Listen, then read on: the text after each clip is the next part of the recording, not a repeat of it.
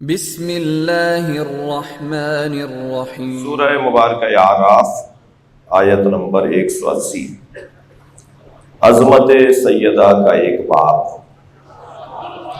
فضائل بطول کا ایک عنوان۔ اللہ نے یہ طے کر رکھا ہے کہ جہاں عظمتیں، رفعتیں، بلندیاں، کمالات، مقامات، مناقب ہیں، وہاں صدارت سیدہ کی ہے۔ ارشاد ہو رہا ہے وَلِلَّهِ أَسْمَاءُ الْحُسْنَى۔ عربی گرامر کا سہارا چاہوں گا، توجہ آپ کی مطلوب ہے۔ وَلِلَّهِ أَسْمَاءُ الْحُسْنَى، اللہ ہی کے لیے بہترین نام ہے۔ اگر آیت میں ایسا ہوتا الاسماء للہ، تو ترجمہ یہ ہوتا کہ بہترین نام اللہ کے لیے، لیکن جب آیت ہے کہ وَلِلَّهِ أَسْمَاءُ الْحُسْنَى، تو ترجمہ ہوگا اللہ ہی کے لیے بہترین نام، یعنی اللہ کے لیے بہترین نام ہے، یہ ایک علیحدہ بات ہے، اور اللہ ہی کے لیے بہترین نام ہے، یہ ایک علیحدہ بات ہے۔ نام ہے تو صرف اللہ کا ہے، باقی اس کی برکتوں سے۔ میں اور آپ جس گھرانے سے جڑے ہوئے ہیں، وہ نام بھی بغیر اللہ کے مرضی کے نہیں رکھتے۔ امام حسن کی آمد ہوئی ہے تو نام سیدہ فرما رہی ہیں میرے بابا رکھیں گے۔ نبی سے فرمایا تو فرمایا میں اللہ میں سبقت نہیں لے سکتا، نام میرے بچے کا اللہ رکھے گا۔ امام حسین کی آمد ہوئی، سیدہ نے فرمایا میرے بابا نام رکھیں گے۔ سرکار نے فرمایا میں اللہ پہ سبقت نہیں لے سکتا، میرے بچے کا نام اللہ رکھے گا۔ جبریل نازل ہوئے امام حسن کے زمانے میں، ان کے وقت میں، فرمایا اس کا نام شبر رکھ دیں۔ نبی نے فرمایا یہ تو عبرانی زبان کا لفظ ہے، کہ عربی میں شبر کو حسن کہتے ہیں۔ امام حسین کی آمد پر جبریل نازل ہوئے، فرمایا اللہ نے کہا ہے اس کا نام شبیر رکھ دیں۔ نبی نے فرمایا یہ عبرانی زبان کا لفظ ہے۔ جبریل نے کہا عربی میں اسے حسین کہتے ہیں۔ یہ تو آپ نے حسنین علیہم السلام کے بارے میں سنا، حتیٰ جناب زینب کا نام بھی اللہ نے رکھا ہے۔ جس کو اللہ کہہ دے کہ وہ اپنے باپ کی زینت ہے، وہ زینب کیسے نہ بنے؟ صلوات پڑھے محمد و آل محمد۔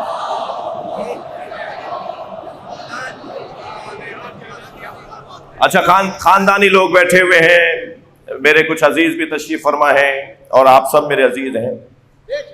ہمارے ہاں آبا و اجداد سے ایک رسم ہے کہ جب گھر میں بچے کی آمد ہوتی ہے تو خاندان کے بڑے سے نام رکھوایا جاتا ہے۔ جی دادا زندہ ہیں تو دادا نام رکھیں گے، نانا زندہ ہے تو نانا نام رکھیں گے، دادا نانا نہیں ہے تو تایا بڑے ابا زندہ ہے تو وہ نام رکھیں گے۔ یعنی گھر کے بڑے سے نام رکھوانا یہ مہذب خاندانوں کی روایت ہے۔ عزیزو جملہ مجھے کہنے دیجیے گا، جس گھر کا بڑا اللہ ہو وہ اہل بیت کا گھرانہ۔ اللہ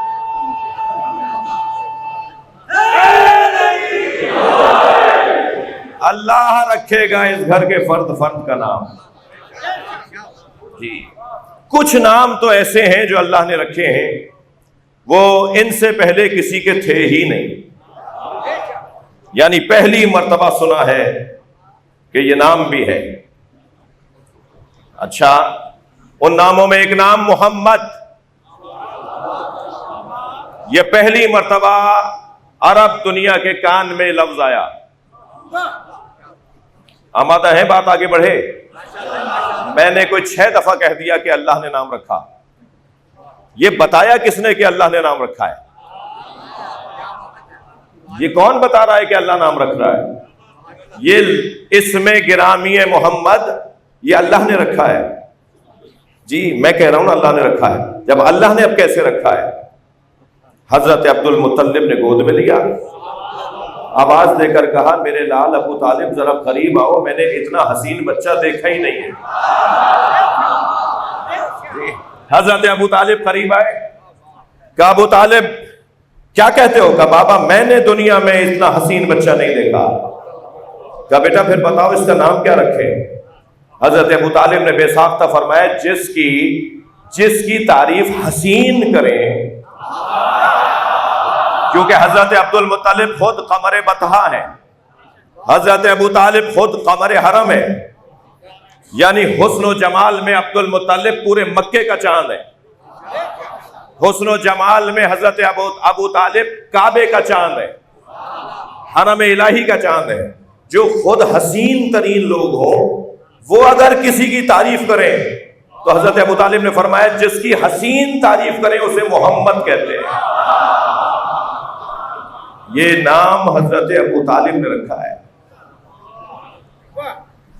کچھ کہنا چاہوں گا، ایک عیسائی جوان ہمارے پاس آیا، کہنے لگا مسلمان ہونا چاہتا ہوں۔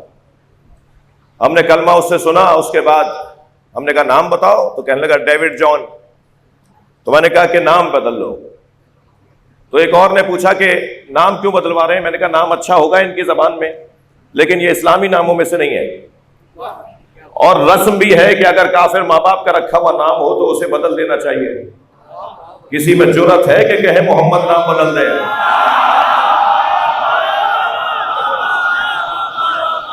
صلوات پڑھے محمد و آل محمد۔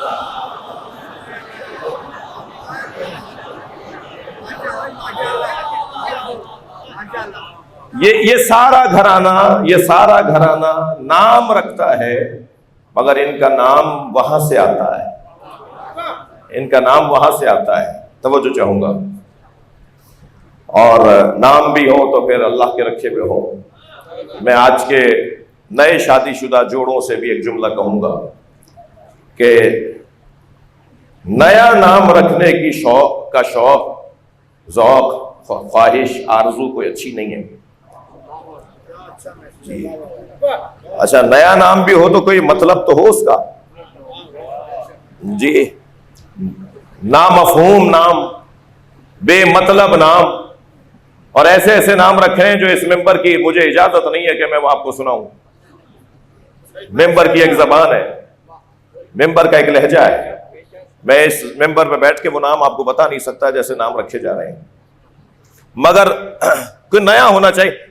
زینب ہماری خالہ کی بیٹی بھی ہے، اچھا علی اس کا چچا کا بیٹا بھی ہے، محمد تو اس کا ماموں کا بیٹا ہے۔ اچھا سارے نام تو اہل بیت کے پہلے سے خاندان میں ہیں، تو اب تم اور کہاں سے لاؤ گے نام؟ تو کہنے لگے نیا نام ہونا چاہیے۔ اچھا نیا نام بھی نامفہوم، جس کا کوئی پتہ نہیں، جس کا کوئی مطلب نہیں، خود انہی سے پوچھ لیں ابا سے کہ اس کا مطلب کیا ہے، تم نے اپنے بچے کا نام رکھا ہے، تو ابا کو بھی نہیں پتا کہ اس کا مطلب کیا ہے۔ یہ بہت اچھی آرزو نہیں ہے جی۔ اس کے چچا کے بیٹے کا نام علی ہے تو آپ علی نام نہیں رکھ رہے، مگر ان کے پاس فلاں کمپنی کی گاڑی ہے، وہی گاڑی ہم لیں گے۔ مجھے تھوڑا گلا کرنے دیجئے نا، ان کے گھر کے اندر فلاں مثال کے طور پہ فریج ہے تو اسی کمپنی کا لیں گے۔ تو مادی دنیا میں تو آپ نقل کرتے ہیں، روحانی دنیا میں نقل کیوں نہیں کرتے؟ معنویات میں، روحانیات میں بھی تو نقل کرنی چاہیے نا۔ اگر انہوں نے کیا تو ہم بھی کریں گے۔ بہت ہو تو آگے پیچھے آپ، وہ محمد علی ہے آپ علی محمد کر دیں۔ یہ دو ہی نام تو ہے کہ اگر انہیں عدل بدل بھی کر دیں تو مطلب پورا ہے۔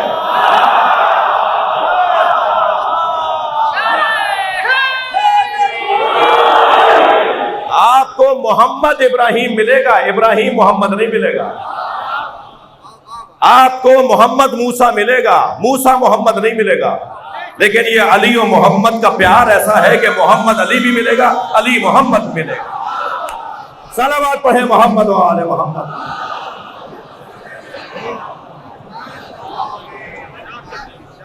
تو بھائی یہ کوئی بہت اچھی آرزو نہیں ہے، نام وہی ہونے چاہیے جو اہل بیت کے نام ہیں۔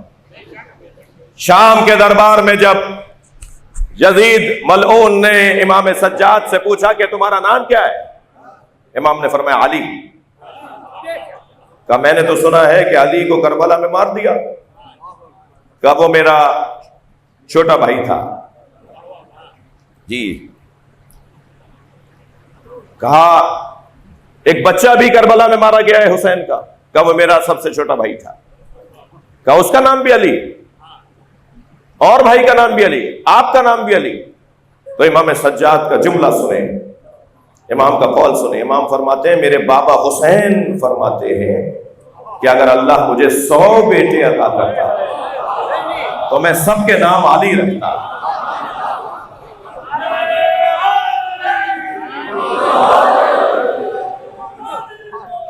وَلِلَّهِ أَسْمَاءُ الْحُسْنَى، اللہ ہی کے لیے بہترین نام ہے، اللہ ہی کے لیے بہترین نام ہے۔ وَلِلَّهِ أَسْمَاءُ الْحُسْنَى، اسما سنی طالب علم بھی تشریف فرما ہے، کچھ سنی علماء بھی تشریف فرما ہے، سنی عوام سے بھی تو لوگ تشریف فرما ہے، اور ان مجلسوں کا یہ رنگ 50 سال پہلے تو تھا۔ میں آپ کا خادم اس رستے کا کوشش کرنے والوں میں سے ہوں کہ وہ رنگ جو بزرگوں کا تھا وہ دوبارہ سے پلٹ کر آئے کہ ہماری مجلسوں میں سنی شیعہ برابر کی شرکت ہوتی تھی۔ دروازے تو بند ہونے ہی نہیں چاہیے۔ میرے ان بھائیوں نے دروازے پر کسی کو کھڑا نہیں کیا جو شناختی کارڈ چیک کر رہا ہوں، کہ آنے والا صرف شیعہ ہونا چاہیے، اس لیے کہ یہ مجلس کے مالک نہیں ہے، نوکر ہیں، اور نوکروں کو اپنی اوقات میں رہنا چاہیے، مالک کے مہمانوں کا خیال کرنا چاہیے۔ تو ویسے بھی جو بھی امام بارگاہ میں آئے گا وہ امام حسین کا مہمان ہے، تو ہمیں ہر آنے والے کا خیال کرنا ہے، اس کا احترام کرنا ہے۔ تو ذرا عربی گرامر کا تھوڑا سا مجھ سے نحو و صرف سن لیجئے۔ وَلِلَّهِ أَسْمَاءُ الْحُسْنَى، اللہ ہی کے لیے جار مجرور مقدم، للہ وللہ جار مجرور مقدم افادہ حسر دیتا ہے، یعنی ترجمہ ہی کا ہوگا، بس اللہ ہی کے لیے بہترین نام ہے، بس اللہ ہی کے بہترین نام ہے، اللہ ہی کے لیے بہترین نام ہے۔ وَلِلَّهِ أَسْمَاءُ الْحُسْنَى، اسما جمع ہے، مذکر ہے۔ ملتان میں مجلس پڑھ رہا ہوں، آپ کی توجہ مجھے چاہیے۔ اسما جمع ہے، مذکر ہے، حسنہ مفرد ہے، مؤنث ہے۔ صفت و موصوف کو مطابق ہونا چاہیے، اگر موصوف جمع ہے تو صفت کو بھی جمع ہونا چاہیے۔ عربی گرامر سنا رہا ہوں، اگر صفت مفرد ہے تو موصوف کو بھی مفرد ہونا چاہیے، اگر تثنیہ ہے صفت تو موصوف کو بھی تثنیہ ہونا چاہیے، اگر مذکر ہے صفت تو موصوف کو بھی مذکر ہونا چاہیے، مطابقت ہونی چاہیے صفت اور موصوف میں جی۔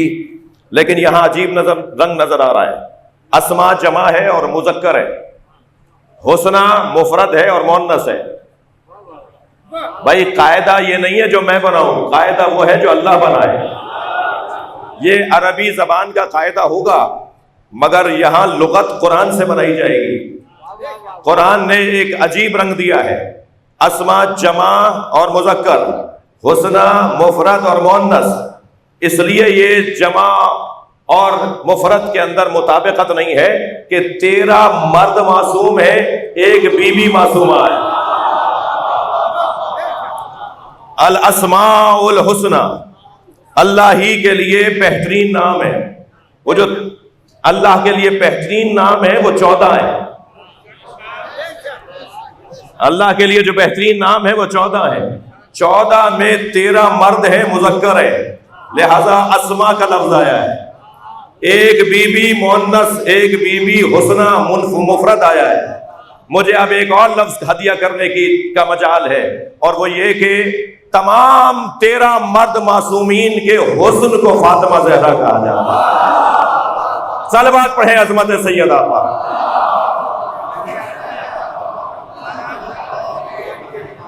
انا بی بی فرماتی ہیں، انا کلمۃ الحسنى فی الآیات، آیت میں جو لفظ حسنہ ہے وہ میں فاطمہ ہوں۔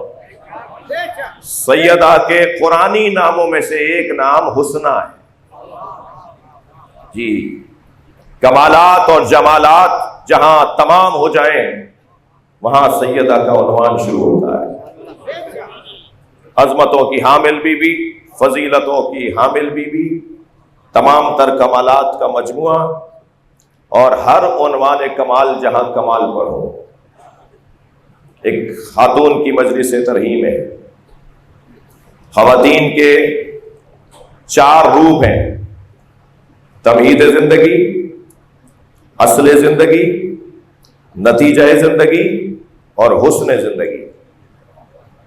تمہید زندگی بیٹی کو کہتے ہیں، جس کو دیکھ کر جینے کا مزہ آئے، جس سے مل کر جینے کا شوق بڑھے، وہ ہے بیٹی.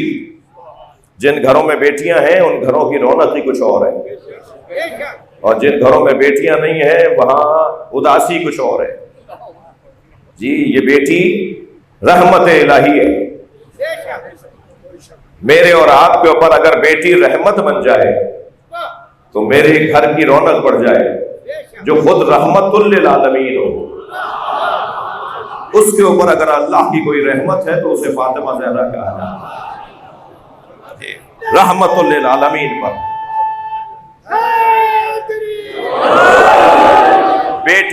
بیٹی رحمت الہی، بیٹی تمہید زندگی.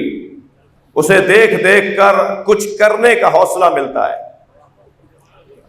ایک صاحب کے 6ٹھی بیٹی ہوئی تو وہ لڈو بانٹ رہے تھے.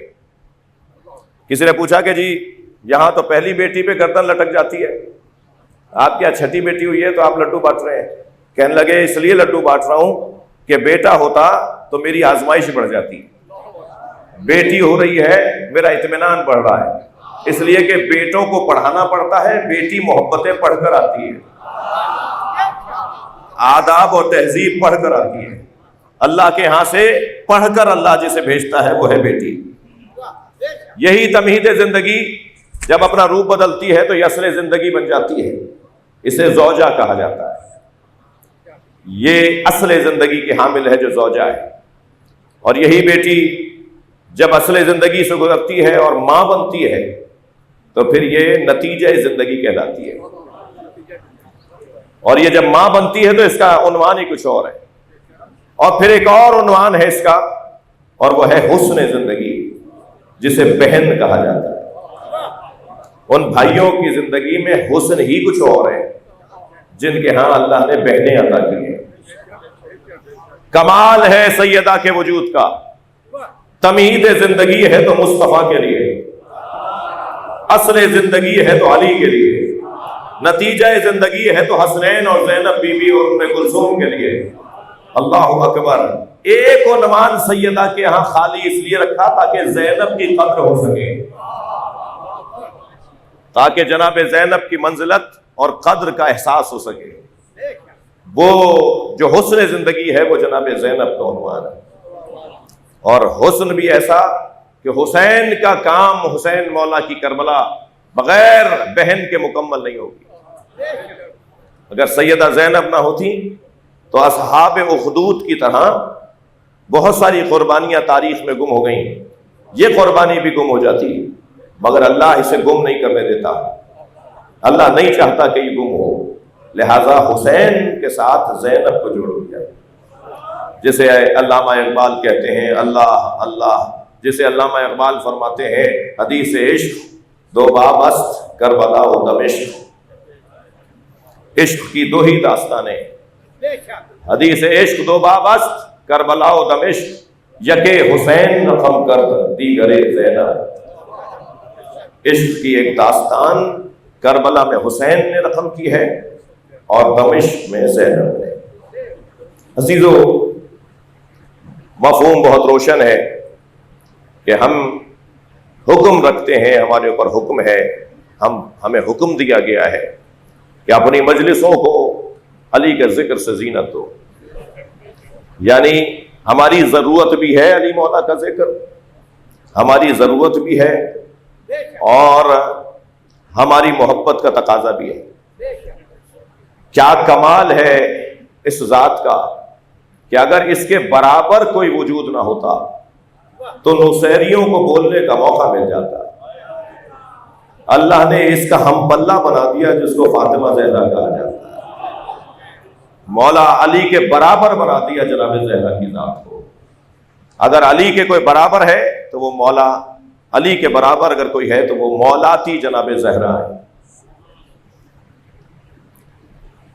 سرکار دو جہاں فتح خیبر کے بعد کیونکہ مولا کائنات کا جو خیبر کی جنگ میں کام تھا وہ سب سے منفرد تھا، سب سے بلند تھا، تو مال غنیمت میں جو مال ملا اس میں سب سے مہنگا ایک لباس تھا جس میں جواہرات جڑے ہوئے تھے، سونے کے تاروں سے کام ہوا تھا، بہت قیمتی لباس تھا۔ مولا نبی نے اس قیمتی لباس کو مولا علی کے حوالے کیا کہ یہ آپ کا حصہ ہے۔ مدینہ پہنچتے پہنچتے صحابہ اکرام نے کہا یا رسول اللہ آج علی کے پاس پیسہ بہت ہے، کھانا علی کے گھر کھائیں گے۔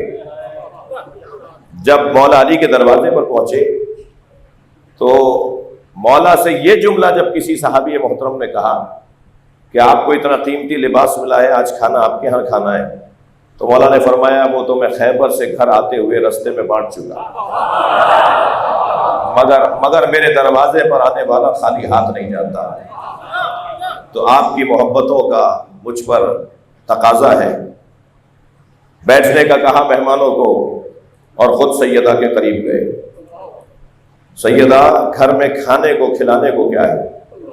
کہا یا علی 3 دن سے کھانے کو کچھ نہیں ہے، سوکھی روٹی اور پانی سے ہمارے گھر میں غذا تناول کی جا رہی ہے، مگر یہ اللہ کا مہمان ہے، یہ مہمان اللہ کی طرف سے ہوتا ہے، لہذا آپ دسترخوان بچھائیے۔ مولا علی نے جا کر نبی مکرم سے کہا کہ یا رسول اللہ ہمارے گھر میں کھانے کو کچھ نہیں ہے، مگر یہ مہمان اللہ کی طرف سے بھیجا گیا ہے، میں دسترخوان لگا رہا ہوں، توکل دیکھیے، اللہ سے جڑنا دیکھیے۔ یہ کہہ کر مولا نبی اور مولا علی سیدہ کے قریب آئے تو کیا دیکھا؟ دسترخوان بچھا ہوا ہے اور دنیا کے لذیذ ترین کھانے وافر مقدار میں رکھے ہوئے ہیں۔ بھائی سلوات پڑھے تو میں روایت سناؤں۔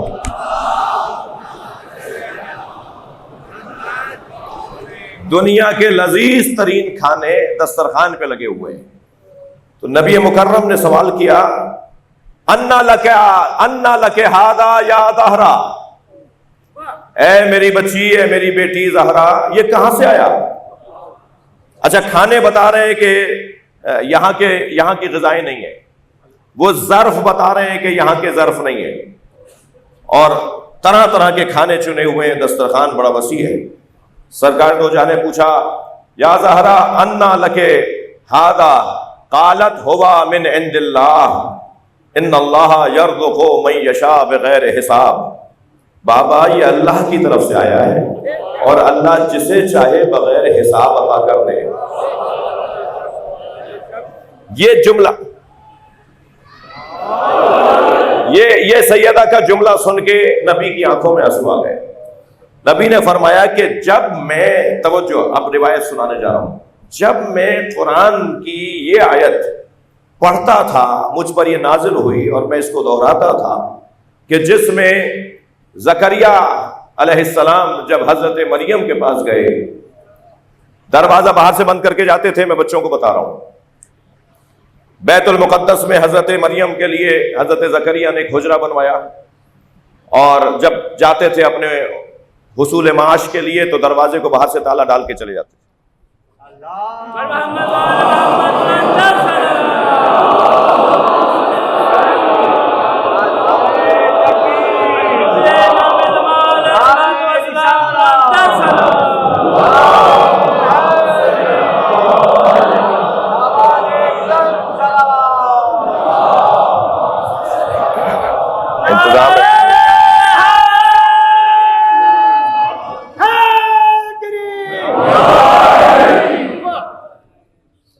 بات کروں آواز آ رہی ہے ماشاءاللہ، ایک صلوات ہدیہ کر دیں۔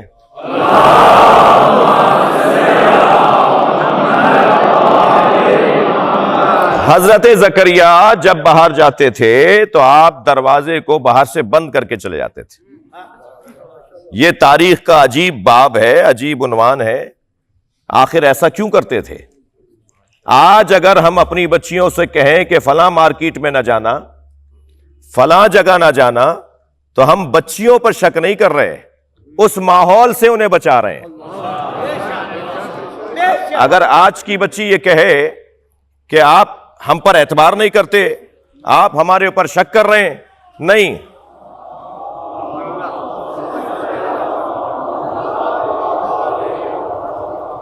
ایک سلوات ہدیہ کریں نبی کی ذات.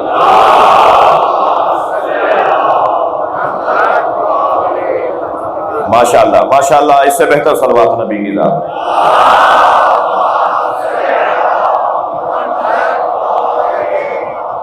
تو وہ شک نہیں, ہم اپنی بچیوں پہ شک نہیں کر رہے ہیں, بلکہ ماحول اس قابل نہیں ہے کہ ہماری بچیاں ایسے ماحول میں جائیں کہ جہاں ان کے اوپر کچھ ذہن کے الجھے ہوئے لوگ ان کو دیکھیں. تو حضرت مریم سے بڑھ کر تو کائنات میں بعد از مریم, سیدہ کے بعد مریم, یہ 5 ہی تو بیویاں ہیں جن میں سرداری جناب زہرا کی ہے جی. تو حضرت مریم کو باہر سے تالا ڈال کے حضرت زکریا چلے جاتے تھے, کیونکہ قرآن کا لفظ ہے کلما دخل علیہا, کلما جب بھی آتے تھے, تو اس کا مطلب ہے کہ ایک سے زیادہ مرتبہ کی بات ہے. کلما دخل علیہا قرآن کے الفاظ, اور جب تالا کھول کے حضرت زکریا دیکھتے تھے تو وجد عندہا رزق, تو حضرت مریم کے سامنے دسترخوان بچھا ہوا حضرت زکریا دیکھتے تھے اور پھر سوال کرتے تھے کہ یہ کہاں سے آیا ہے, تو آپ فرماتی تھی کہ یہ وہ جنت سے آیا ہے.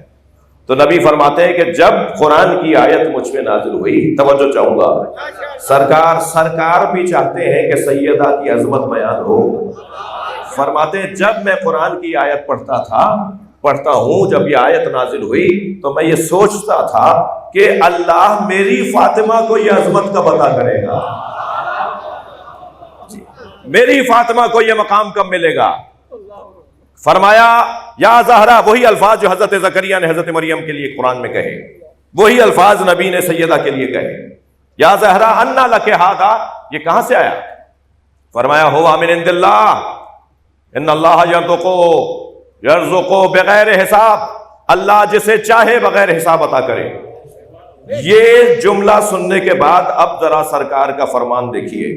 فقال رسول اللہ الحمدللہ الذی لم یمتنی حتی رأیت ابنتی مارا زکریا لمریم, میں اللہ کا شکر ادا کرتا ہوں کہ میں دنیا سے نہیں گیا اور میں نے وہ عظمت دیکھ لی جو زکریا نے مریم کی دیکھی تھی. اب اس کے بعد کا مرحلہ, اس دسترخوان کے لیے نبی نے کچھ فرمایا ہے جو میں آپ کو ہدیہ کرنے جا رہا ہوں. دیکھیے, میں ڈاکٹر صاحب 47 سال 48 سال کا ہو گیا ہوں, بال سفید ہو رہے ہیں, ہاتھ پیروں پہ بھی اثر پڑے گا. بزرگ یہاں تشریف فرما ہے, یہ اپنی 50 سال پرانی تصویر دیکھیں گے تو شاید خود کو نہ پہچان پائیں. یہ جو تبدیل, یہ جو چہرے کا رنگ بدلنا, یہ جو رونقیں تبدیل ہونا, یہ تقاضا ہے غذاؤں کا. یہ جو غذائیں ہم کھاتے ہیں ان کا تقاضا ہے. یہ غذائیں ہمارے بدن پر اثر کرتی ہیں اور ہمارے بدن کو تبدیل کرتی ہیں. ہمارے بدن کے اندر جو کیفیت 50 سال پہلے 70 سال والوں سے کہہ رہا ہوں وہ اب نہیں ہے, ایسا ہی ہے. تو غذائیں بدن پر تبدیلیاں لے کر آتی ہیں, بال سفید کریں گی, جھریاں آ جائیں گی, بال مثال کے طور پہ ہاتھ پیروں میں شاید کپاہٹ بھی شروع ہو جائے, گھٹنوں میں درد ہونا شروع ہو جائے گا. جی یہ غذاؤں کا اثر ہے. جب امام ظہور فرمائیں گے تو ہیں تو 1150 سال کے, مگر جب ظہور فرمائیں گے تو 40 سال کے ہوں گے. یہ کیسے ممکن ہے؟ اگر 1150 سال کے آج ہیں ہمارے امام, تو جب ظہور فرمائیں تو ایسے ہی نظر آنا چاہیے جیسے 1150 سال والے کو نظر آنا چاہیے, لیکن نظر آئیں گے امام 40 سال کے. تو یہ کیسے ممکن ہے؟ پہلی بات تو میں اپنے ان بچوں اور جوانوں کے لیے عرض کروں کہ اگر کوئی آپ سے آپ کے عقائد کے اوپر شبہ اعتراض ڈال رہا ہو تو فوراً تو گھبرانا نہیں. جن کی عقیدت میں آپ نے اپنا یہ عقیدہ بنایا ہے وہ خود آپ کی غیبی مدد کریں گے اور آپ کو جواب ایک الہامی کیفیت میں ملے گا. بات بھی بڑی منطقی ہوگی, بات بھی بڑی مضبوط ہوگی. اور یہ میں نہیں, آپ میں سے 50 ہوں گے اگر مجلس کے بعد میں کسی سے پوچھوں تو کہیں جی ایسا ہی ہے. فلاں جگہ ہم ایک گفتگو میں تھے, وہاں ہم پر ایک اعتراض ہوا اور میں نے جو جواب دیا تو فوراً ایسا جواب میرے ذہن میں آیا کہ میں نے لاجواب کر دیا اپنے سامنے والے کو. ایک صاحب کے سامنے جو میرے سنی بھائی تھے، جب ہم نے یہ بات کی، جیسے اب بات کر رہا ہوں تو سنی بھائیوں کے سامنے بات کر رہا ہوں کہ وہ مجلس کے بعد روک سکتا ہے مجھے کہ مولانا تضاد ہے آپ کی گفتگو میں، یا وہ 1150 سال کے ہیں یا وہ 40 سال کے ہیں. تو میں نے کہا جی نہیں، تضاد نہیں ہے، وہ ہے 1150 سال کے. 255 ہجری میں آپ کی آمد ہوئی ہے اور آج 1423 چل رہا ہے، تو آپ ہیں تو 1150 سال کے تقریباً، لیکن آپ کی عمر 40 سال پہ رکی ہوئی ہے. تو کہنے لگے تضاد ہے. میں نے کہا تضاد نہیں ہے. کہنے لگے کیسے تضاد نہیں ہے؟ میں نے کہا حضور آپ کی عمر کتنی ہے؟ توجہ ہے. میں نے کہا حضور آپ کی عمر کتنی ہے؟ فرمان لگے 70 سال کا ہوں. 70 سال کا ہوں. میں نے کہا آپ ذرا آج آئینے میں اپنا چہرہ منور جا کے دیکھیے. 70 سال پہلے آپ ماں کے شکم سے سر کے بال بھی لے کر آئے تھے اور پلکوں اور بھووں کے بال بھی لائے تھے. آپ نے اگر سر کے بال نہ کاٹے ہوتے تو آج وہ ایڑیوں تک آ گئے ہوتے، اور مگر آج تک آپ نے پلکوں اور بھووں کے بال نہیں کاٹے. ایک کی عمر بڑھ کر بتا رہی ہے کہ اللہ بڑھاتا ہے، ایک کی عمر رک کر بتا رہی ہے اللہ روک دیتا ہے. ایک ہی تو چہرہ ہے.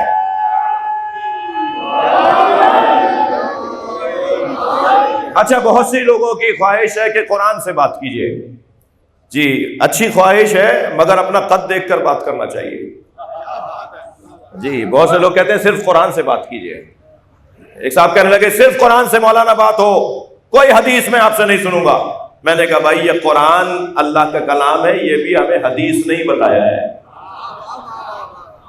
سرکار نے کہا ہے نا یہ قرآن ہے، تو سرکار کے کہنے کو تو حدیث کہتے ہیں. کیسے ہم قرآن کو بغیر حدیث کے مان لیں گے؟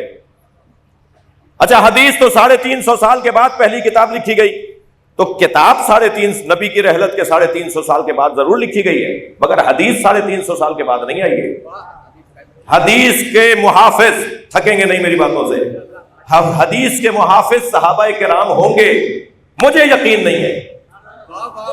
اس لیے کہ اگر حدیث بیان کرنے پر امام نسائی کو کوڑے لگ سکتے ہیں اور اتنا انہیں پیٹا جا سکتا ہے کہ وہ 4 دن میں رحلت کر جائیں، تو حدیث کا محافظ پھر کوئی اور کیسے ہو سکتا ہے؟ حدیث کا محافظ تو وہ ہے جو غلاموں اور کنیزوں کو خرید کے گھر میں لے جاتے تھے، حدیثوں کو سکھا کے محدث اور محدثہ بنا دیتے تھے، اور امام سجاد چھوٹی چھوٹی باتوں پہ آزاد کر کے مبلغ بنا کر بھیج دیتے. حدیث کے محافظ تو اہل بیت ہے.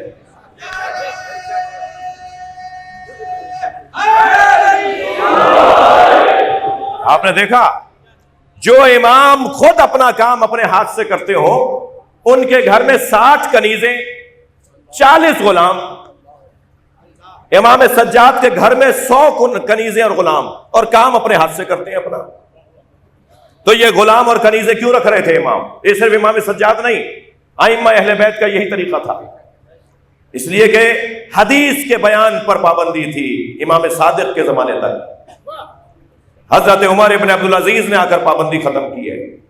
تقریباً 80 سال تک کوئی حدیث بیان کرے تو اسے سزا دی جاتی تھی، اور دور ہی وہ تھا حدیث یاد کرنے کا.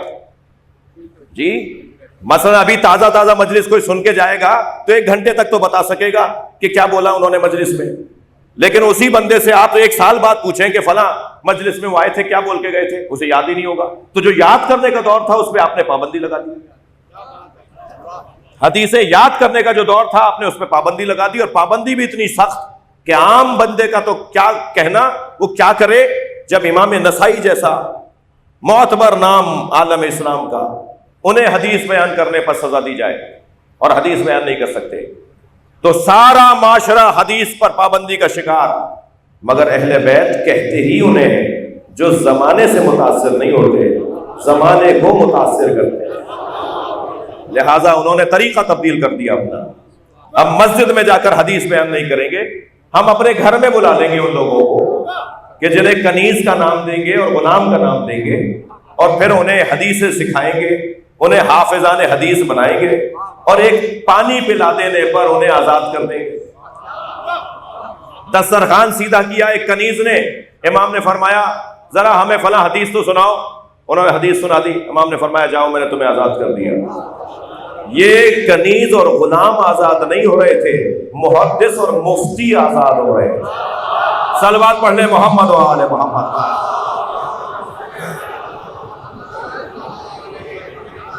توجہ ہے بات کی؟ اب یہ ماحول کا صاحب، یہ کیسے ممکن ہے کہ 40 سال پر عمر رکی رہ جائے؟ یہ ایک عقلی دلیل میں نے دی۔ اب آپ حدیث سن لیجئے، جس کی خاطر میں نے آپ کے 10 منٹ لے لیے۔ حدیث یہ ہے کہ نبی مکرم نے اس دسترخوان کو دیکھ کر فرمایا، توجہ، اس دسترخوان کو دیکھ کر فرمایا، ہذہ جفنۃ التی یاکل منہا القائم، یہ زہرا کا دسترخوان جو جنت سے کھانے آئے ہیں، یہ وہی دسترخوان ہے جس کو ہمارا قائم کھائے گا، جس کی وجہ سے اس پہ بڑھاپا نہیں آئے گا۔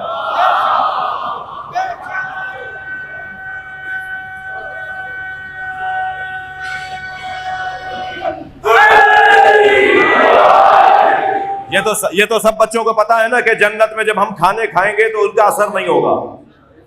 جنت کے کھانوں کا نتیجہ نہیں نکلے گا جو دنیا میں کھانوں کا نتیجہ نکلتا ہے۔ اس کی وجہ سے جو اثرات بدن پر آتے ہیں وہ دنیا کے کھانوں میں آتے ہیں، جنت کے کھانوں میں نہیں آتے۔ کیا ماحول تھا، کیا سہانا موسم تھا۔ سرکار نے مولا علی سے فرمایا، علی ذرا شہر کے باہر صحرا میں چلو۔ اب دونوں بھائی مدینہ منورہ کے صحرا میں ایک بڑے پتھر پہ بیٹھے راز و نیاز کی باتیں کر رہے ہیں۔ سرکار نے فرمایا، علی کسی بات کی خواہش ہے؟ فرمایا، یا رسول اللہ جنت کا کوئی میوہ کھلوائیے۔ سرکار نے کچھ دیر ارادہ فرمایا، جبریل نازل ہوئے، جنت سے 5 انار لے کر آئے۔ اچھا، مانگا تو علی نے تھا، مگر اللہ کے نزدیک محبوب تو فاطمہ بھی ہے، محبوب تو حسنین بھی ہے۔ فرمایا، یا رسول اللہ یہ جنت سے 5 انار ہیں، ایک آپ کا، ایک علی کا، ایک سیدہ کا، ایک حسن، ایک حسین کا۔ مولا علی نے اپنا انار تناول فرمایا، مولا نبی نے اپنے انار تناول فرمایا۔ 3 انار رومال میں باندھ کر جب واپس ہوئے تو رستے میں ایک صحابی محترم کا سامنا ہوا۔ انہوں نے رومال میں بندھا ہوا کوئی میوہ محسوس کیا تو کہا، یا علی آپ کے ہاتھ میں کوئی میوہ ہے، ہمیں دے دیجئے۔ مولا سے کوئی مانگے اور علی نہ دے، یہ تو ہو نہیں سکتا، یہ تو وہ ہیں جو بن مانگے دیتے ہیں۔ تو مولا نے رومال کھولنا چاہا تو انار غائب۔ حضرت نے فرمایا، ابھی کچھ دیر پہلے اس میں انار تھے، اب ہوتے تو تمہارے۔ رومال دوبارہ اٹھا کے بڑھے تو انار پھر پلٹ آئے۔ یہ روایت پڑھنے کے بعد پڑھ رہا ہوں، انار پھر پلٹ آئے۔ گھر پہنچے، ایک سیدہ کو دیا، ایک حسن، ایک حسین کو دیا، اور سوال مولا علی نے نبی سے فرمایا، یا رسول اللہ یہ ماجرا، یہ منظر بنا کہ مجھ سے جب مانگا اور میں نے دینا چاہا تو انار نہیں تھے۔ فرمایا، جنت کے میوے سوائے معصوم کے کوئی کھا نہیں سکتا۔ صلوات پڑھیں گے محمد و آل محمد۔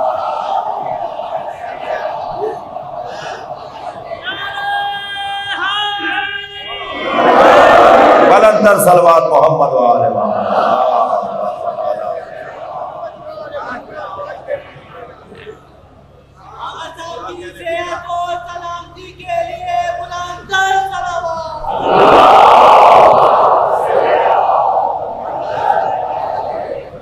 وَلِلَّهِ أَسْمَاءُ الْحُسْنَى، اللہ ہی کے لیے بہترین نام ہے۔ آیت آگے بڑھ رہی ہے، فَادْعُوهُ بِهَا، فعل امر ہے، عربی گرامر والوں سے پھر سہارا چاہوں گا، فعل امر ہے، فَادْعُوهُ بِهَا، اللہ کو ان ناموں کے ذریعے پکارو، حکم ہے پکارو، وسیلہ اختیاری نہیں ہے، اجباری ہے۔ وسیلہ یہ نہیں ہے کہ وسیلہ مانو بھی ٹھیک نہ مانو بھی ٹھیک، جی یہ نہیں ہے۔ وسیلہ مانے بھی مسلمان، وسیلہ نہ مانے بھی مسلمان، اختیاری نہیں ہے۔ اس قرآن کی آیت کی روشنی میں یہ حکم الہی ہے، امر ہے اللہ کا، فَادْعُوهُ بِهَا، اللہ کو ان ناموں کے ذریعے پکارو، اللہ کو ان ناموں کے ذریعے پکارو۔ اللہ کے نام جو 99 قرآن کے صفحے پہ لکھے ہوئے ہیں وہ اسماء الہیہ ظاہریہ ہیں، اور اللہ کے باطنی نام، حقیقی نام مولا علی اپنے سینے پہ ہاتھ رکھ کے فرماتے ہیں نحن اسماء الحسنی،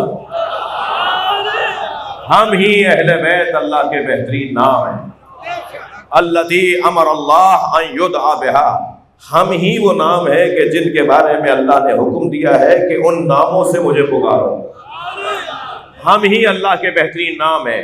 یعنی میں اگر یوں کہہ دوں کہ ہم اللہ کی بارگاہ میں حاضر ہو کر اگر مولائے کائنات کو وسیلہ بنائیں گے تو اللہ ہماری سنے گا، اگر اہل بیت کو وسیلہ، جو وسیلہ مولا علی، مولا حسن، مولا حسین، جس کو وسیلہ بنایا اللہ نے۔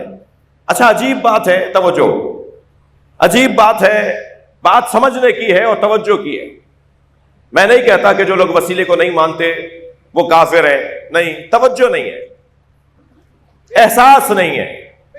کتنے ہی آپ نے گھڑی بیچنے والے دیکھے ہوں گے، انہیں خود پتہ نہیں ہوتا ٹائم کتنا ہے۔ کتنے ہی آپ نے آئینے بیچنے والے دیکھے ہوں گے جن کے اپنے بال بگڑے ہوئے ہوتے ہیں۔ تو یہ ضروری نہیں ہے کہ جو مان نہیں رہا، جو بول نہیں رہا، وہ قصدن ایسا کر رہا ہے، اس تک بات پہنچ گئی ہے۔ میرا کام، اس ممبر کا کام، ہم ذاکروں کا کام، ہم خطیبوں کا کام یہ ہے کہ ہم توجہ دلائیں، نفرت نہیں کرنی کسی سے۔ جب ہم بات کر رہے ہیں کہ ہندوؤں سے نفرت نہیں کرنی، عیسائیوں سے نفرت نہیں کرنی، یہودیوں سے، صہیونیوں کے علاوہ نفرت نہیں کرنی، تو پھر سنی تو ہماری جان ہے۔ سنی بھائیوں میں تو ایک بہت بڑا طبقہ ہے جو تفضیلی سنی ہے، اور الحمدللہ ان میں اضافہ ہوتا چلا جا رہا ہے، اور جو ہمارے دیوبندی اور بریلوی بھائی ہیں انہیں بھی بہت ساری چیزوں کی توجہ کی ضرورت ہے، شاید بہت ساری چیزوں کی ہمیں توجہ کی ضرورت ہو۔ جی مکمل، کامل، اکمل، تام، مکمل تو صرف 14 ہیں۔ ہم یہ دعویٰ نہیں کر سکتے کہ ہم پرفیکٹ ہیں ہر اعتبار سے صحیح ہے۔ جی اسی مجمع کے اندر 50 عقیدوں کے لوگ بیٹھے ہوں گے اور وہ 50 کے 50 شیعہ ہوں گے، تو کسی میں جرأت ہے کہ کہے کہ وہ غلط ہے اور میں صحیح ہوں؟ سب یہ آنکھوں کی طرح ہے، ایک آنکھ میں دھبا ہے تو ایک آنکھ میں روشنی ہے، تو آنکھ تو یہ بھی ہے، آنکھ وہ بھی ہے۔ ہمیں نفرت نہیں کرنی، ہمیں پیار دے کر بات کرنی ہے، گفتگو کرنی ہے۔ بہت سارے لوگ نہیں مانتے اس وجہ سے کہ ان تک بات پہنچی نہیں ہے، انہیں ہم سمجھا نہیں پائے۔ اچھا سمجھائیں گے تو تب جب بات کریں گے، ملیں گے، ملاقات ہوگی، ہم تو ملنے کے روادار نہیں ہیں۔ جی ہم تو ملنے، اگر کسی اور حلیے والے کے ساتھ میری تصویر کوئی دیکھ لے تو 4-5 میسج تو ویسے ہی آ جاتے ہیں، مذمت بھرے میسج کہ یہ ان کے ساتھ کیوں بیٹھے ہوئے تھے۔ تو بھائی اتنی تنگ نظری تو علی والوں میں نہیں ہوتی۔ یہ جملہ میرا پرانا ہے، بار بار بولتا ہوں، جان بوجھ کے بولتا ہوں کہ 3 لوگوں کو تو یا علی مدد بولنا ہی نہیں چاہیے۔ ایک کنجوس کو، کنجوس کا کوئی کام علی سے نہیں ہے، علی والا کنجوس ہوتا ہی نہیں ہے۔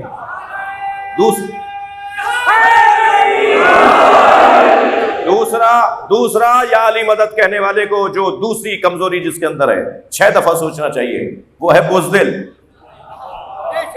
بزدلوں کا علی سے کوئی کام نہیں ہے، جو گھبرا جاتے ہو، ڈر جاتے ہو، دب جاتے ہو، حق پر ہونے کے باوجود بھی منہ میں جھاگ آ جاتا ہو، تم پشیمان ہو، نادم ہو۔ یہ ہمارے افسران جب چاہتے ہیں ہاتھ باندھ لیتے ہیں 4 سنی دوستوں میں۔ وہ سنی تو بہت اچھا ہے جو کربلا میں ہاتھ باندھ کے نماز پڑھتا ہے، وہ ڈرتا ہی نہیں ہے، وہ جرأت رکھتا ہے کہ میں نے جو سمجھا ہے اس پہ عمل کروں گا، اور وہ ہاتھ باندھ کے بتاتا ہے شیعوں سے ڈرنا نہیں، یہ مارتے نہیں ہیں۔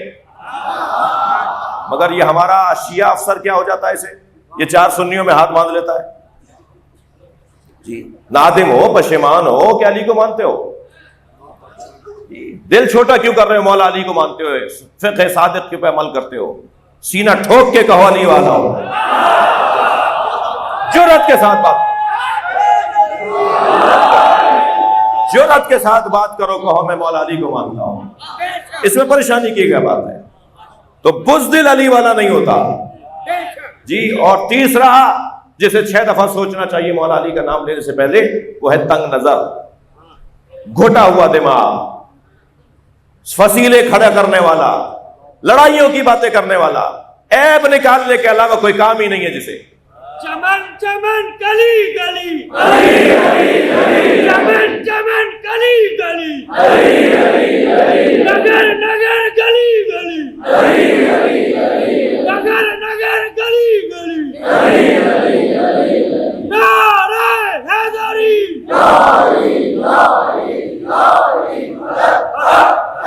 بھائی بزرگوں کو میں نصیحت کرنے نہیں آیا، میرا کام ہی نہیں ہے نصیحت کرنا، خاص طور پہ بزرگوں کو، لیکن یہ جوان جو مجھ سے الحمدللہ پورے پاکستان میں محبت کر رہے ہیں، میں ان جوانوں سے کہہ سکتا ہوں اور یہ میری بات مان بھی رہے ہیں، آج کی اس مجلس میں یہ نصیحت مجھ سے لے جاؤ کہ نفرت کسی سے نہیں کرو گے، حتیٰ غیر مسلم سے بھی نفرت نہیں کرو گے، کسی سنی دیوبندی بریلوی کسی سے نفرت نہیں کرو گے۔ میں نفرت نہ کرنے کی کہہ رہا ہوں، پیار کرنے کی نہیں کہہ رہا، یہ دو علیحدہ باتیں ہیں، دوستیاں بڑھانے کی بھی نہیں کہہ رہا جی، جو اہل بیت کا دشمن ہے اس سے کوئی دوستی نہیں ہے، جو اہل بیت کی توہین کرتا ہے اس سے دوستی ہو نہیں سکتی۔ نفرت نہ کرنا اور ہے، دوستی کرنا اور ہے۔ نفرت کسی سے نہیں کرو جی، نفرت نہیں کرو، کسی کے عیب نہیں نکالو، ہاں اگر میں جب نفرت نہیں کروں گا تو کسی سے بات کرنے کا مجھے موقع ملے گا اور بات پہنچانے کا مجھے موقع ملے گا، اور پھر آپ دیکھیے گا کہ رنگ کیا بننا شروع ہوگا۔ مجھے تو امام کے آنے کی خوشبو آ رہی ہے، امام کے ظہور کی خوشبو آ رہی ہے، اس لیے کہ امام کے ظہور سے پہلے حقائق کھلیں گے جو کھلنا شروع ہو گئے ہیں، بہت ساری چیزیں کلیئر ہونا شروع ہو گئی ہیں، تیزی سے لوگوں کی الجھنیں دور ہو رہی ہیں، الحمدللہ ماحول بہت تیزی سے آگے بہتری کی طرف ہے، تھوڑا سا اور وسعت قلبی کی ضرورت ہے، سیاہ صدر کی ضرورت ہے، گھٹن تنگ نظری علی والوں کا کام نہیں ہے۔ توجہ کر لی، اسماء الحسنی اللہ کے بہترین نام، فادعوہ بہا، اللہ کو ان ناموں کے ذریعے پکارو، تو یہ جملہ، یہ آیت کا فقرہ کہ اللہ کو ان ناموں کے ذریعے پکارو، یہ وسیلے کا پیغام نہیں ہے، یہ وسیلے کا پیغام نہیں ہے کہ اللہ کو پکارو اللہ کے ناموں کے ذریعے جی۔ مولا فرما رہے ہیں ہم اللہ کے بہترین نام ہیں، نحن اسماء الحسنی، ہم ہی وہ ہیں جن کے بارے میں حکم ہے کہ اللہ کو ان ناموں کے ذریعے پکارو۔ بھائی میری اور آپ کی کیا حیثیت ہے؟ تھکے تو نہیں آپ؟ میری اور آپ کی کیا حیثیت ہے جب حضرت سعد ابن ابی وقاص، حضرت سعد ابن ابی وقاص سرکار کی خدمت میں جا کے کہتے ہیں یا رسول اللہ مجھے کوئی راز عطا کریں، راز۔ سرکار نے فرمایا حجرے میں چلے جاؤ۔ جب حضرت سعد ابن ابی وقاص حجرے میں گئے تو کیا دیکھا؟ علی سجدے میں ہے اور حالت سجدہ میں ذکر پڑھ رہے ہیں، اور ذکر یہ ہے اللہم اغفر للخاطئین من شیعتی بحق محمد، یا اللہ میرے گناہگار شیعوں کو محمد کے صدقے میں معاف کر دے۔ سعد ابن ابی وقاص کہتے ہیں کہ میں حجرے سے باہر آیا تو کیا دیکھا کہ نبی سجدے میں ہے اور نبی حالت سجدہ میں مناجات پڑھ رہے ہیں، اللہم اغفر للخاطئین من امتی بحق علی، یا اللہ میری امت کے گناہگاروں کو علی کے صدقے میں معاف کر دے۔ جب نبی علی کو وسیلہ بنائے اور علی نبی کو وسیلہ بنائے تو امت کو وسیلہ ماننے میں کیا دیر ہے؟ صلوات پڑھے محمد و آل محمد۔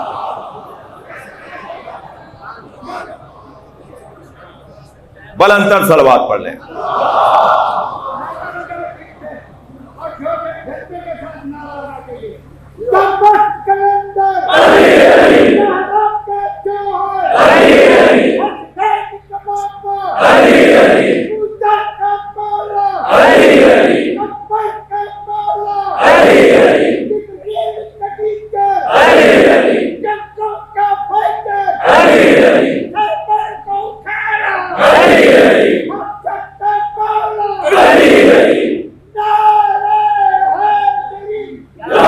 علی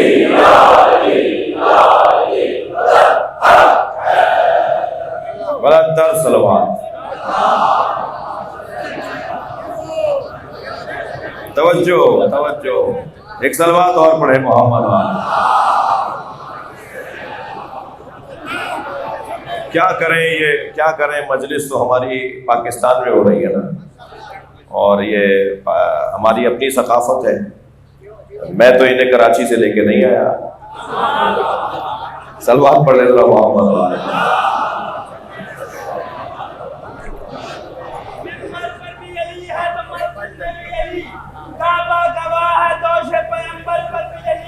ہجرت کی شاخ بستر محمد پر بھی علی, ہر جگہ علی ملیں گے نہ دامن بچائیے, بچنا علی سے ہے تو جہنم میں.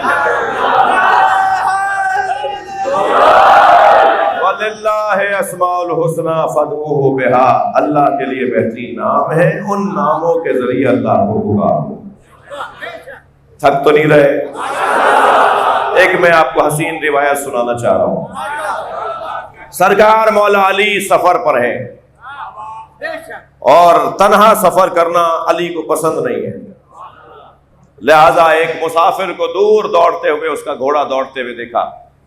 آپ نے اپنی سواری اس کے قریب کی, اس نے دیکھا تو وہ قریب آیا. حضرت نے فرمایا کہاں کا ارادہ ہے؟ اس نے منزل بتائی. حضرت نے فرمایا میری منزل بھی وہی ہے, تنہا سفر نہیں کرو, ساتھ سفر کریں گے. علی نے اسے اپنے ساتھ ہم سفر بنایا. ایک ایسے رستے پر پہنچے کہ جہاں بند ٹوٹنے کی وجہ سے رستہ زیر آب تھا, اور پانی کی وجہ سے اس پار جانا دونوں کے لیے ظاہری طور پر ناممکن تھا. لیکن وہ جو مولا کے ساتھ تھا وہ عقیدتاً یہودی تھا. اس نے اپنے لباس میں سے, اپنے سامان میں سے ایک چادر نکالی اور پانی پر پھیلا دی. جیسے ہی چادر پانی پر پھیلی وہ پتھر ہو گئی. یہ اپنا گھوڑا لے کر اس پار چلا گیا. چادر کا کونا پکڑ کے کھینچنا شروع کیا تو وہ دوبارہ سے چادر ہو گئی. اس طرف کھڑا ہو کر کہنے لگا میرے پاس تو اسم اعظم ہے, آپ کے پاس کیا ہے؟ میں تو اس طرف آ گیا اسم اعظم پڑھ کر, آپ اس طرف کیسے آئیں گے؟ مولا نے اپنے دلدل کے گردن پہ ہاتھ پھیرتے ہوئے فرمایا کہ تم پانی پہ چلو گے. دلدل سے کہا تم پانی پہ چلو گے. دلدل جہاں جہاں پیر رکھ رہا تھا وہاں پتھر بنتی جا رہی تھی, وہ پانی پتھر بنتا جا رہا تھا. اور مولا کا گھوڑا اس بار مولا کو لے کر آ گیا. تو اسے بڑا تعجب ہوا. اس نے تو چادر بچھائی, کچھ پڑھا, اس کے بعد یہاں تک آیا. مولا کا گھوڑا اس طرف چلا گیا تو تعجب سے کہنے لگا کہ میرے پاس اسم اعظم تھا, آپ کے پاس کیا ہے؟ حضرت نے فرمایا وہ اسم اعظم کیا ہے جو تمہارے پاس ہے؟ کہنے لگا آخری نبی کے وصی کا نام.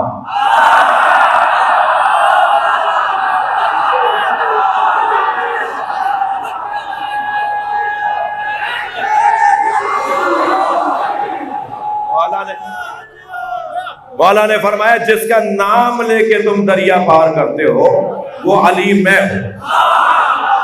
صلوات پڑھے محمد وآلہ محمد.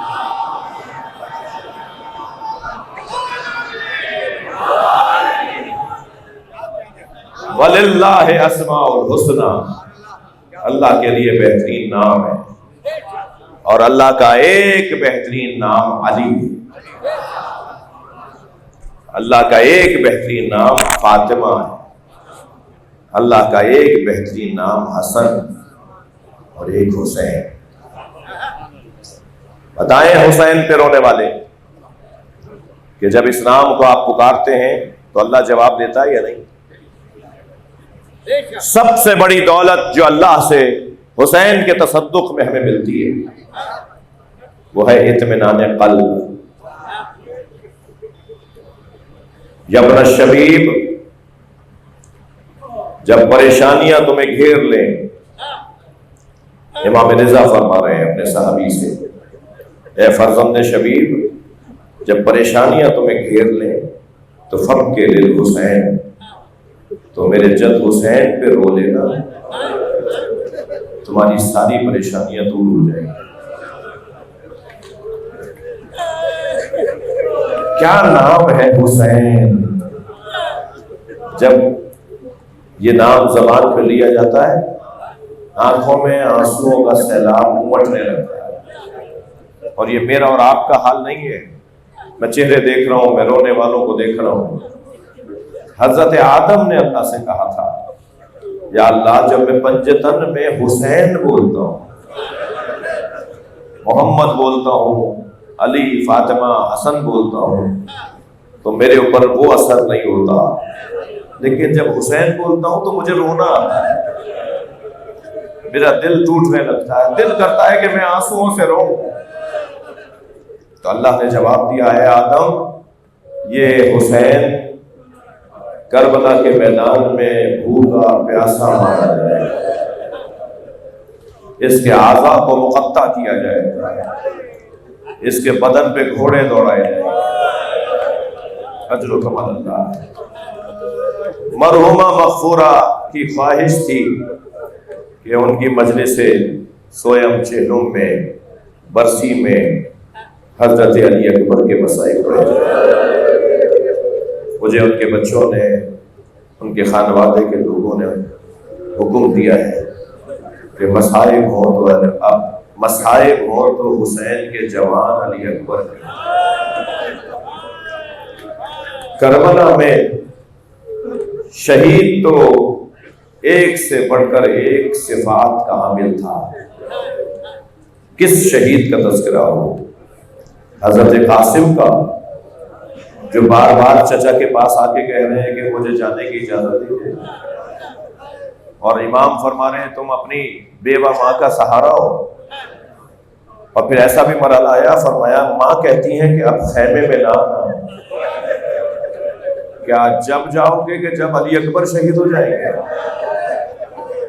شہید تو کربلا کا حضرت قاسم کا نام بھی ہے، حضرت عباس جن کی شہادت پر امام حسین نے کمر پکڑ لی اور بار بار پکارتے تھے میری کمر ٹوٹ گئی، الآن انکسر ظہری، عباس اب میری کمر ٹوٹ گئی، وقلت حیلتی، اب میرے حوصلے نہیں رہے، اب مجھے جینے میں لطف نہیں ہے، اب میں اس دنیا میں ہی نہیں رہنا چاہتا، میرا عباس مار دیا گیا۔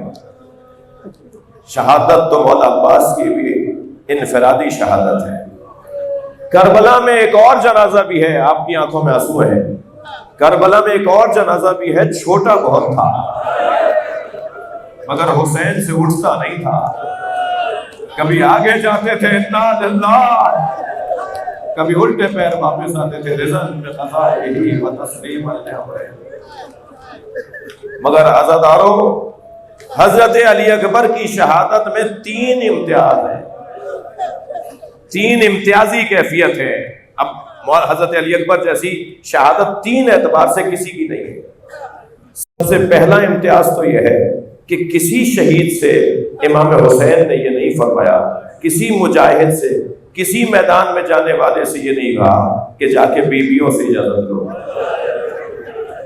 جاؤ جا کر بیویوں سے اجازت لو، لیکن حضرت علی اکبر سے فرمایا علی اکبر جاؤ جا کر بیویوں سے اجازت لو، اپنی پھوپھی سے پوچھو، اپنی ماں سے پوچھو، ایک 4 سالہ بہن بھی تو ہے، جاؤ جا کے بہن سے پوچھو۔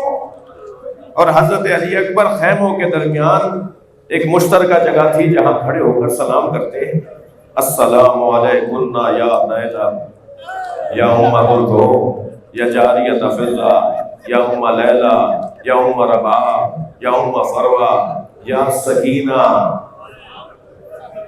سلام کیا ایک ایک بی بی کا نام لے کر، مگر جیسے ہی حضرت علی اکبر نے ایک جملہ کہا نا، وہ جملہ ایسا تھا کہ جس میں بیویوں کے رونے کی آوازیں بلند ہو گئی، اور وہ جملہ تھا ھذا السلام سلام الآخر، یہ علی اکبر کا آخری سلام ہے۔ خیموں سے رونے کی آوازیں بلند ہوئی، ہر بیوی اپنے اپنے خیمے سے نکلی، علی اکبر کے گرد حلقہ بنایا، ایک بڑے خیمے میں لے گئے، بہت دیر لگی حضرت علی اکبر کو باہر آنے میں۔ علامہ ذیشان حیدر جوادی کہتے ہیں کہ خیمے کا پردہ ہٹتا تھا اور کوئی نہ کوئی بیوی بازو پکڑ کر پھر اندر لے جاتی تھی، پھر خیمے کا پردہ اٹھتا تھا کہ علی اکبر باہر آئیں، پھر کوئی بیوی بازو پکڑ کر اندر لے جاتی تھی۔ پھر ذیشان صاحب کا ایک جملہ ہے، وہ کہتے ہیں ایک بیوی تو دامن نہیں چھوڑ رہی تھی، ایک بیوی دامن نہیں چھوڑ رہی تھی، فرماتے ہیں کہ وہ کوئی چھوٹی بیوی ہوگی جو بار بار کہہ رہی تھی ارحم غربتنا، بھیا ہماری غربت پہ رحم کرو، اجرکم اللہ، اجرکم اللہ۔ جو رونے آئے ہیں اپنی آوازوں کو آزاد کریں گے۔ جب آپ ایسے روتے ہیں نا جیسے اس وقت رو رہے ہیں، امام جعفر صادق دعا دیتے ہیں، امام محمد باقر مصلی بچھا کے رونے والوں کے لیے دعا دیتے ہیں۔ کیسے خیمے سے باہر آئے ہیں اس کا بیان بہت مشکل ہے۔ یہ پہلا امتیاز ہے حضرت علی اکبر کی شہادت میں۔ آگے بڑھے امام حسین، اپنے بچے کو تیار کیا، گھوڑے پر بٹھایا اور روانہ کر دیا۔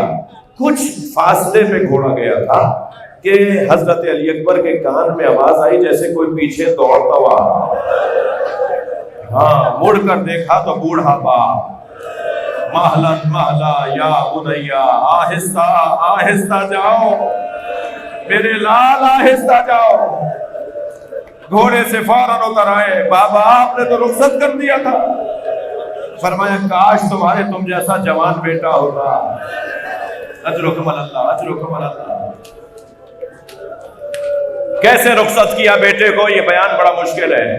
اللہ مرحومہ کی روح کو شاد کرے، ان کے روح مجلس میں اس مصائب کو سنے اور ان کی مغفرت کا سامان ہو جائے۔ دوسرا امتیاز سنیں گے حضرت علی اکبر کی شہادت کا۔ دوسرا امتیاز یہ ہے کہ کوئی مجاہد جا کر بغیر شہادت کے واپس نہیں آیا۔ یہ واحد شہید ہیں جو گئے ہیں اپنی قربانی کے لیے مگر سالم واپس آئے۔ ہوا یہ کہ حضرت امام حسین نے جناب فضہ کو بلا کے کہا، اماں، اولاد کے حق میں ماں کی دعا کا خاص اثر ہے۔ ام لیلہ سے کہو کہ دعا کریں میں ایک دفعہ اور علی اکبر کو دیکھوں۔ حضرت ام لیلہ خیمے میں گئی، سر پہ قرآن رکھا، مناجات پڑھنا شروع کی ہے، یعقوب سے یوسف کو ملانے والے، میرا یوسف بھی ایک دفعہ مجھے دکھا دے۔ ابھی ماں کی مناجات مکمل نہیں ہوئی تھی کہ دروازے کے باہر، خیمے کے باہر سے تکبیر کی آواز آئی۔ وہ آواز علی اکبر کی تھی۔ جناب ام لیلہ کتنی اجلت میں در خیمہ پر گئی ہوگی، جا کر کیا دیکھتی ہے کہ بیٹا باپ سے کہہ رہا ہے، بابا چند گھونٹ پانی کے مل جاتے ہیں تو میں دشمن کو بتاتا کس کا پوتا ہوں، میں دشمن کو بتاتا میری تربیت کس عباس نے کی ہے۔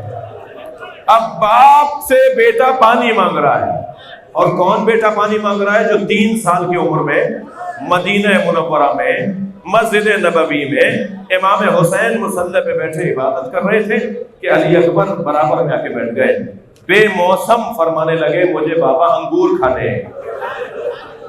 انگوروں کا موسم نہیں تھا۔ امام حسین سے حضرت علی اکبر 3 سال کی عمر ہے، کہتے ہیں بابا مجھے انگور کھانے ہیں۔ حسین نے یہ نہیں کہا کہ انگوروں کا موسم نہیں ہے، یہاں علی اکبر کی زبان سے نکلا، وہاں میرے مولا حسین نے مسجد کے ستون کو ہاتھ مارا، ستون مسجد کو حسین مولا نے ہاتھ مارا، ستون مسجد سے خوشہ گرا انگور ہوگا۔ امام نے اٹھا کے کہا علی اکبر تم بابا سے کچھ مانگو اور تمہارا بابا تمہاری خواہش پوری نہ کرے۔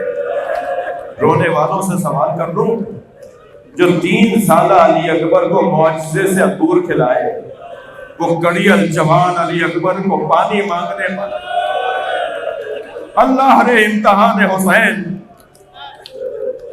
یہ امتحان معجزہ نہیں دکھائیں گے حسین۔ اب بیٹا بابا سے کہہ رہا ہے بابا چند قطرے پانی، چند گھونٹ پانی کے مل جاتے تو میں دشمن کو بتاتا کون ہوں۔ ماں در خیمہ پہ کھڑی یہ بات سن رہی ہے۔ شاعر نے اس منظر کو 3-4 مصروں میں نظم کیا ہے۔ شاعر کہتا ہے شدت پیاس سے اکبر نے پلٹ کر دیکھا، بابا سے مانگ رہے تھے نا، پھر ماں نظر آ گئی۔ شدت پیاس سے اکبر نے پلٹ کر دیکھا اور ماں نے خیمے کی تنابوں سے لپٹ کر دیکھا۔ کتنی مجبور تھی ساقی کوثر کی بہو، جو رونے آئے اپنی آوازوں کو آزاد کریں، میں مصرع مکمل کر رہا ہوں۔ کتنی مجبور تھی ساقی کوثر کی بہو، خالی مشکیزہ کئی بار الٹ کر دے، شاید چند قطرے پانی کے نکل آئے۔ علی اکبر جاؤ تمہارے نانا تمہیں سیراب کرے، رسول اللہ آب کوثر لیے کھڑے، اللہ لعنت اللہ۔ یا